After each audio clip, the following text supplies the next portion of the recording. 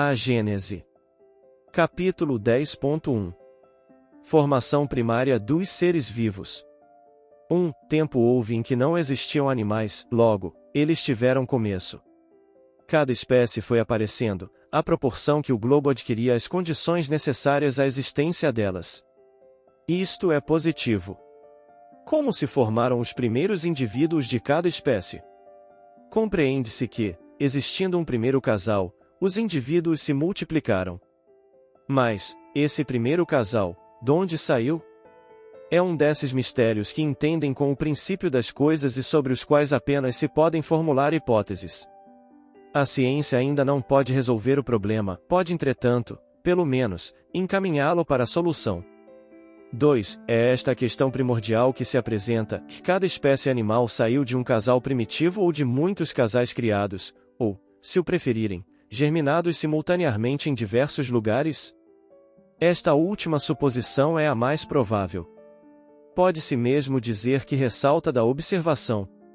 Com efeito, o estudo das camadas geológicas atesta, nos terrenos de idêntica formação, e em proporções enormes, a presença das mesmas espécies em pontos do globo muito afastados uns dos outros. Essa multiplicação tão generalizada e, de certo modo, contemporânea, fora impossível com um único tipo primitivo. Do outro lado, a vida de um indivíduo, sobretudo de um indivíduo nascente, está sujeita a tantas vicissitudes, que toda uma criação poderia ficar comprometida, sem a pluralidade dos tipos, o que implicaria uma imprevidência inadmissível da parte do Criador Supremo. Aliás, se, num ponto, um tipo se pode formar, em muitos outros pontos ele se poderia formar igualmente, por efeito da mesma causa. Tudo, pois, concorre a provar que houve criação simultânea e múltipla dos primeiros casais de cada espécie animal e vegetal. 3. A formação dos primeiros seres vivos se pode deduzir, por analogia, da mesma lei em virtude da qual se formaram e formam todos os dias os corpos inorgânicos. À medida que se aprofunda o estudo das leis da natureza, as engrenagens que, de início, pareciam tão complicadas se vão simplificando e confundindo na grande lei de unidade que preside a toda a obra da criação. Isso se compreenderá melhor, quando estiver compreendida a formação dos corpos inorgânicos, que é o degrau primário daquela outra. 4. A química considera elementares umas tantas substâncias, como o oxigênio, o hidrogênio, o azoto, o carbono, o cloro, o iodo, o flúor, o enxofre, o fósforo e todos os metais. Combinando-se, elas formam os corpos compostos e os óxidos, os ácidos, os álcalis, os sais e as inúmeras variedades que resultam da combinação destes. A combinação de dois corpos para formar um terceiro exige especial concurso de circunstâncias, seja um determinado grau de calor, de sequidão, ou de umidade, seja o movimento ou o repouso, seja uma corrente elétrica, etc. Se essas circunstâncias não se verificarem, a combinação não se operará. 5. Quando há combinação, os corpos componentes perdem suas propriedades características, enquanto o composto que deles resulta adquire outras, diferentes das daqueles.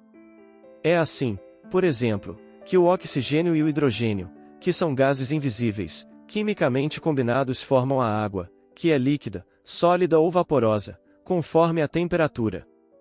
Na água, a bem dizer, já não há oxigênio nem hidrogênio, mas um corpo novo. Decomposta essa água, os dois gases, tornados livres, recobram suas propriedades, e já não há água. A mesma quantidade desse líquido pode ser assim, alternativamente, decomposta e recomposta, ao infinito. 6. A composição e decomposição dos corpos se dão em virtude do grau de afinidade que os princípios elementares guardam entre si.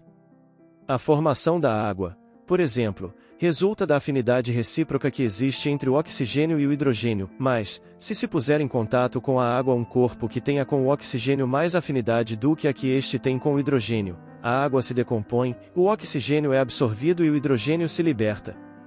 Já não haverá água.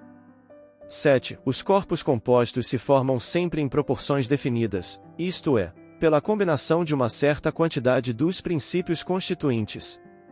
Assim, para formar a água, são necessárias uma parte de oxigênio e duas de hidrogênio.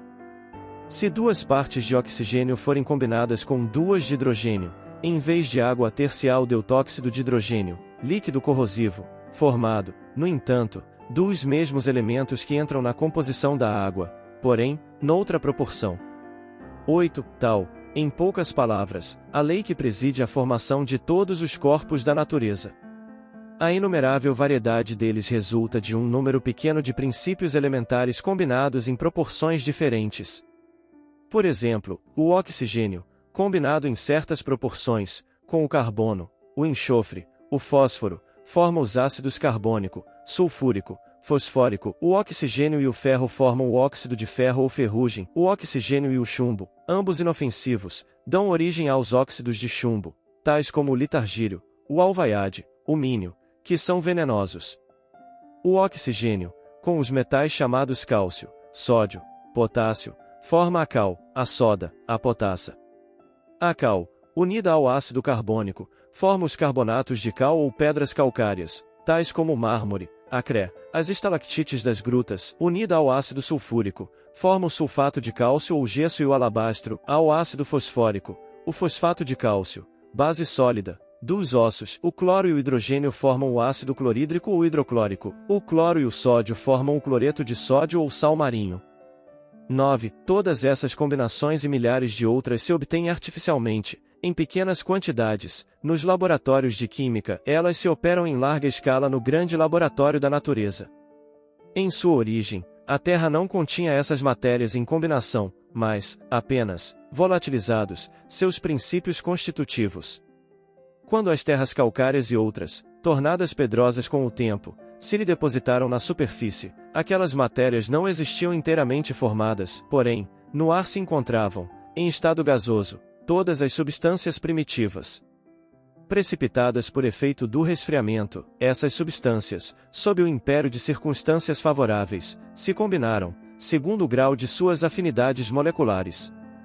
Foi então que se formaram as diversas variedades de carbonatos, de sulfatos etc., a princípio em dissolução nas águas, depositadas, depois, na superfície do solo. Suponhamos que, por uma causa qualquer, a Terra voltasse ao estado primitivo de incandescência, tudo se decomporia, os elementos se separariam, todas as substâncias fusíveis se fundiriam, todas as que são volatilizáveis se volatilizariam. Depois, outro resfriamento determinaria nova precipitação e de novo se formariam as antigas combinações. 10. Estas considerações provam quanto a química era necessária para a inteligência da Gênese. Antes de se conhecerem as leis da afinidade molecular, não era possível compreender-se a formação da Terra. Esta ciência lançou grande luz sobre a questão, como fizeram a astronomia e a geologia, de outros pontos de vista. 11. Na formação dos corpos sólidos, um dos mais notáveis fenômenos é o da cristalização, que consiste na forma regular que assumem certas substâncias, ao passarem do estado líquido, ou gasoso, ao estado sólido. Essa forma, que varia de acordo com a natureza da substância, é geralmente a de sólidos geométricos, tais como o prisma, o romboide, o cubo, a pirâmide. Toda a gente conhece os cristais de açúcar cande, os cristais de rocha, ou sílica cristalizada, são prismas de 6 faces que terminam em pirâmide igualmente hexagonal. O diamante é carbono puro, ou carvão cristalizado. Os desenhos que no inverno se produzem sobre as vidraças são devidos à cristalização do vapor de água durante a congelação, sob a forma de agulhas prismáticas. A disposição regular dos cristais corresponde à forma particular das moléculas de cada corpo. Essas partículas, para nós infinitamente pequenas, mas que não deixam por isso de ocupar um certo espaço, solicitadas umas para as outras pela atração molecular, se arrumam e justapõem segundo o exigem suas formas, de maneira a tomar cada uma o seu lugar em torno do núcleo ou primeiro centro de atração e a constituir um conjunto simétrico. A cristalização só se opera em certas circunstâncias favoráveis, fora das quais ela não pode dar-se. São condições essenciais o grau da temperatura e o repouso absoluto.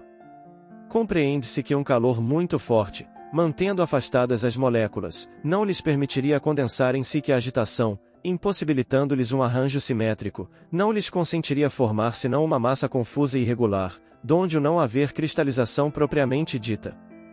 12. A lei que preside a formação dos minerais conduz naturalmente à formação dos corpos orgânicos.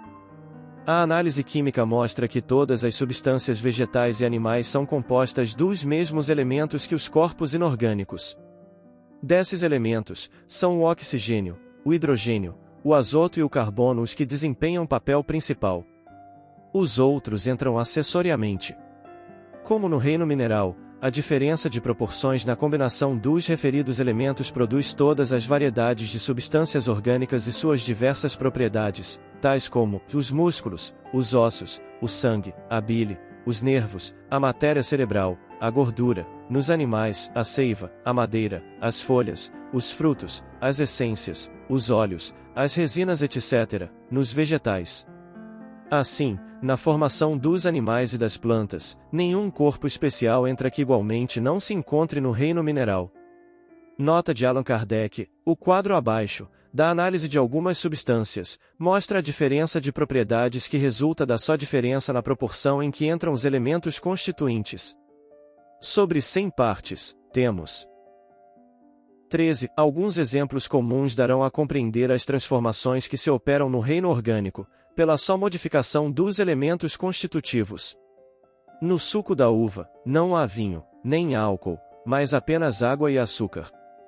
Quando o suco fica maduro e são propícias as condições, produz-se nele um trabalho íntimo a que se dá o nome de fermentação. Por esse trabalho, uma parte do açúcar se decompõe, o oxigênio, o hidrogênio e o carbono se separam e combinam nas proporções necessárias a produzir o álcool, de sorte que, em se bebendo suco de uva, não se bebe realmente álcool, pois que este ainda não existe. Ele se forma das partes constituintes da água e do açúcar, sem que haja, em suma, uma molécula a mais ou a menos. No pão e nos legumes que se comem, não há certamente carne, nem sangue, nem osso, nem bile, nem matéria cerebral. Entretanto, esses mesmos alimentos, decompondo-se e recompondo-se pelo trabalho da digestão, produzem aquelas diferentes substâncias tão só pela transmutação de seus elementos constitutivos. Na semente de uma árvore, não há madeiras, folhas, flores ou frutos e fora erro pueril crer-se que a árvore inteira, sob microscópica forma, ali se encontra. Quase não há, sequer, na semente, oxigênio, hidrogênio e carbono em quantidade necessária a formar uma folha da árvore. A semente contém um germe que desabrocha em favoráveis condições. Esse germe se desenvolve por efeito dos sucos que aure da terra e dos gases que aspira do ar. Tais sucos, que não são lenho, nem folhas, nem flores, nem frutos, infiltrando-se na planta, lhe formam a seiva, como nos animais formam o sangue.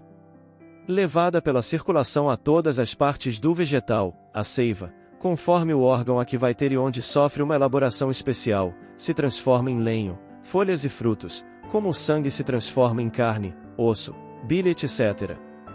Contudo, são sempre os mesmos elementos, de oxigênio, hidrogênio, azoto e carbono, diversamente combinados. 14. As diferentes combinações dos elementos, para a formação das substâncias minerais, vegetais e animais, não podem, pois, operar-se, a não ser nos meios e em circunstâncias propícias. Fora dessas circunstâncias, os princípios elementares estão numa espécie de inércia.